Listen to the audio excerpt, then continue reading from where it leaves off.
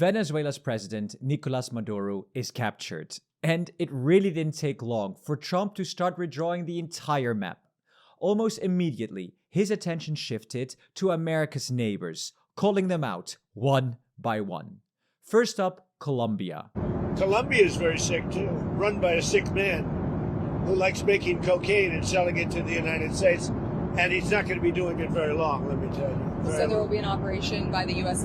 It sounds good to me. Then, Mexico. You have to do something with Mexico. Mexico has to get their act together because they're pouring through Mexico, and we're going to have to do something. Next, Cuba. Cuba looks like it's ready to fall. I don't know if they're going to hold out. But Cuba now has no income. They got all of their income from Venezuela. And finally, for Europeans, most worryingly of all, Greenland. We need Greenland from a national security situation. It's so strategic. Right now, Greenland is covered with Russian and Chinese ships all over the place. We need Greenland. Now, it wasn't just Trump making noise. Katie Miller, the wife of Stephen Miller, one of Trump's closest advisors, was quick to jump in, posting ridiculous images like this on social media. I mean, the message is pretty clear, isn't it? For the Trump administration, Greenland is the next big geopolitical prize. But here's the thing. Greenland isn't just some empty, ownerless territory waiting to be claimed. It's a semi-autonomous region with a population of 56,000 people within the Kingdom of Denmark. That means Greenland handles most of its domestic affairs, things like education, healthcare, and natural resources, while Denmark takes care of foreign policy and defense. And around every year, Greenland receives around 500 million euros in subsidies from Denmark. That's a massive chunk of its economy, covering public services, and helps keep living standards stable in one of the most remote places on Earth. So when Trump starts talking about needing Greenland, it's a direct challenge to both Greenlandish and Danish sovereignty, and by extension, to Europe. And that brings us to the key question of this video. Could Greenland actually fall under American control? And if so, how could that even happen? The first possibility is through US soft power. Instead of force, the US leans on influence. And this approach has two parts. The first is deepening divisions between Greenland and Denmark. And to be honest, this has already started. Over the past years, American officials have increasingly framed Denmark as a problem, not a partner for Greenland. And when US Vice President J.D. Vance visited Greenland in March last year, he openly criticized Denmark for failing Greenlanders. Our message to Denmark is very simple. You have not done a good job by the people of Greenland. You have underinvested in the people of Greenland, and you have underinvested in the security architecture of this incredible, beautiful landmass filled with incredible people. That has to change. He then appeared to endorse the idea of independence, saying the US would have conversations with the people of Greenland from there, not Denmark. And that message was reinforced only a few months later in December, when Donald Trump himself appointed a special envoy to Greenland. This raised eyebrows in Copenhagen, as to many it looked like the US was deliberately treating Greenland as a separate political entity, rather than part of the Danish state. And behind the scenes, things went even further. According to The Economist, both the CIA and the National Security Agency stepped up surveillance of Greenland's independence movement, including identifying local figures seen as sympathetic to American interests. Of course, Denmark pushed back again.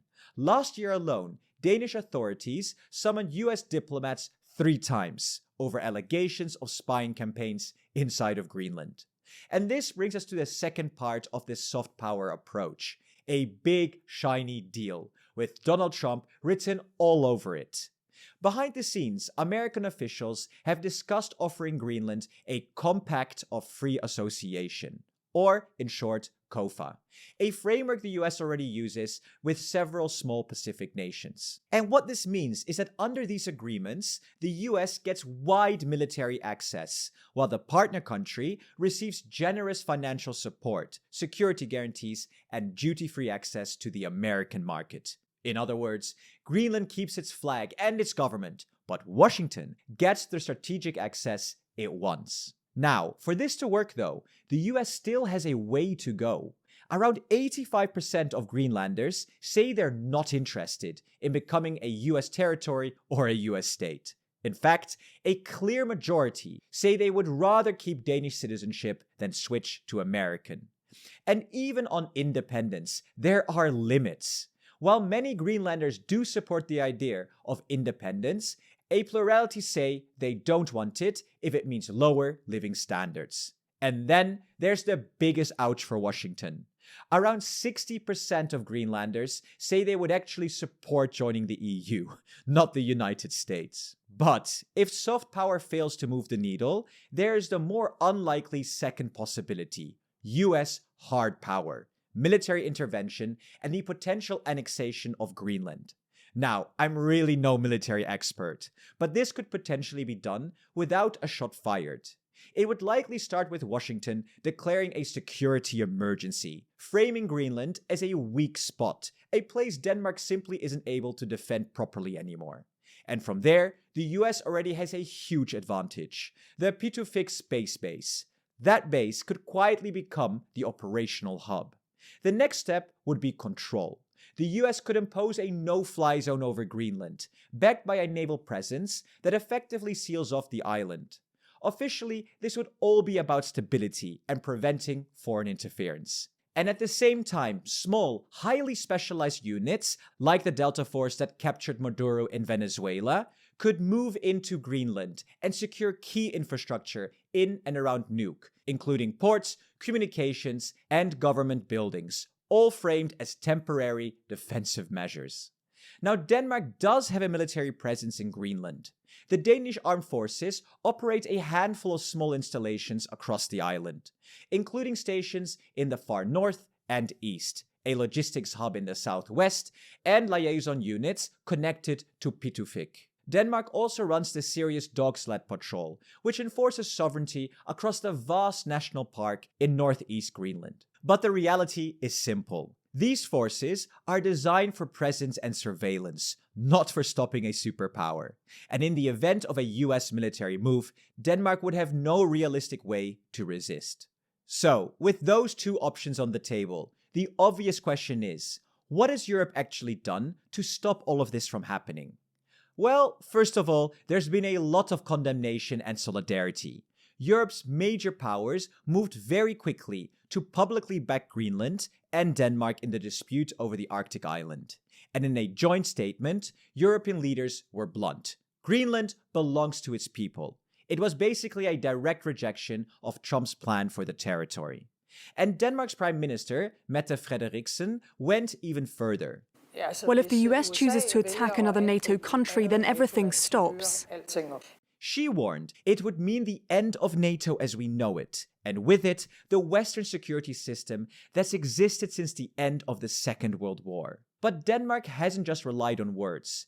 Despite popular belief that Denmark defends Greenland with little more than dog sleds, Copenhagen has actually moved very hard on defense last year. Denmark has adopted a major Arctic defense package worth roughly 3.7 billion euros, aimed specifically at strengthening military capabilities in the Arctic, and that includes Greenland. This means new Arctic-capable naval vessels, long-range drones, and the construction of a new joint Arctic headquarters in Nuuk. Denmark also led Arctic Light 2025, the largest military exercise ever held in Greenland. And NATO allies like France, Germany, Norway, and Sweden all took part. Notably, though, the United States did not. This is what I think. So, I might be super naive, and this clip might age terribly, but I do still think that the US is unlikely to invade Greenland. The political, economic, and strategic consequences would be big for Europe for sure, but the same goes for America. I think what's more likely is that Washington sticks to soft power, trying to persuade Greenlanders to loosen their ties with Denmark and move towards a much closer partnership with the United States. But hold on here, it really does not mean that the Europeans can sit back and do nothing. Trump says he wants Greenland mainly for security reasons, with minerals coming second. And to be fair, he's not completely wrong here. Our northern flank within NATO is kind of weak. So I'm thinking, why don't us Europeans act more decisively? And one option here could be a permanent European military base in Greenland. Because Finland, Sweden, and Denmark already have some of the best Arctic forces in the world. And stationing some of these forces in Greenland would discourage any use of force. And at the same time, it would strengthen NATO's northern flank. And we could even go further. France, for example, has this great aircraft carrier, Charles de Gaulle, and we could deploy it to the region. Not as a provocation, but as a visible signal that Europe is protecting its interests in the Arctic. It would address the security concern from China and Russia and show Trump that we will not budge on Greenland. And most importantly, Denmark should not be left to handle all of this alone. This should be a European effort. And maybe, just maybe, it could be the starting point of something bigger that I've advocated on this channel for so long. Europeans finally defending Europe and the start of a real European army. Let me know what you think in the comments below. And finally, we'd like to ask you for a very small favor. Thanks to our amazing patrons and YouTube members, we can now finally pay for this very office entirely through your support. And honestly, thank you. It's really a huge milestone for us. And what we're now working towards next is covering all of our basic overheads. You know, things like software licenses, equipment upkeep, and unfortunately legal costs with monthly donations. That way, every euro we earn from YouTube can go straight back into the team and to the content that we produce for you. So, if you're able to, consider supporting us on Patreon. And if you can't, that's no problem either. A like, a share, or a comment helps us more than you might think. In the meantime, we've put up a video right here on why Europe is getting stronger and why Trump does not like it. Because for all of the complaints, Europe is actually doing a lot of things right too. Thank you so much for watching, and a special thank you to our presidents, Jan Chaki, Christian Peter Alexander, Daniel Upedia, HGVD, Kiki Loxon Rashid, Stefan, Unite Europe, Jay, Ave Europa, and Europe. Thank you, and see you in the next video.